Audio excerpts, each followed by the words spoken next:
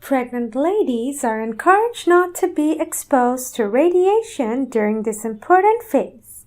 Lesser the exposure to radiation, lower will be the risk of birth defects in a newborn. FOCA fetuses are particularly sensitive to radiation during their early development, between weeks 2 and 18 of pregnancy.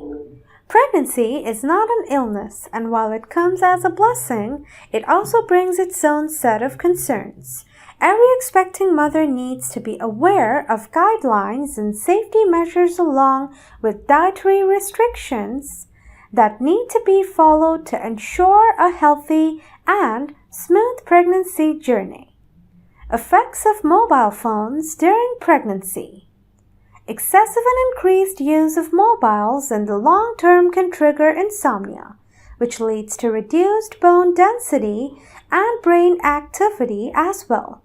This is likely to be detrimental to fetal brain development and may result in behavioral issues like hyperactivity. Global studies have proposed that lengthy exposure to mobile radiation during pregnancy can alter the gene sequence in mitochondria of the expected mom, which may travel to the baby, affecting its DNA and lead to the developmental of degeneration illness in the child. Higher rate of exposure to radiation during pregnancy can also change brain activity of the pregnant women, causing fatigue, anxiety, reduced memory, and sleep disturbance. Constant and continued exposure to radio waves during pregnancy can interfere with receptors of the human body and may initiate an increasing risk of cancer. This is how you should use your cell phone during pregnancy. Number 1. Don't put cell phones and laptops on your body. While this is a common habit, science indicates that this may be very risky to the development of unborn children and to the adult, so avoid putting these devices on your body. When you must or when they are near you, then these following adjustments can significantly reduce your EMF exposures. Turn off the Wi-Fi and Bluetooth, and don't have them plugged into an electrical outlet. Instead, power up the batteries of these devices before you need to work closely with them, and connect to the internet with a wired cable. Number 2. Rather than speak on a cell phone with it close to your brain, use cell phones on speaker mode.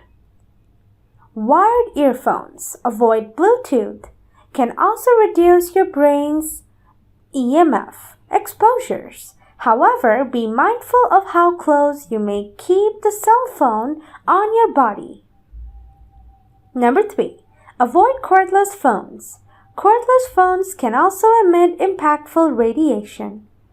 Using corded landline phones can reduce your use of both cell phones and cordless phones. Number 4. Choose texts over calls. When you must use your cell phone for phone calls, try to keep them short to reduce your radiation exposures.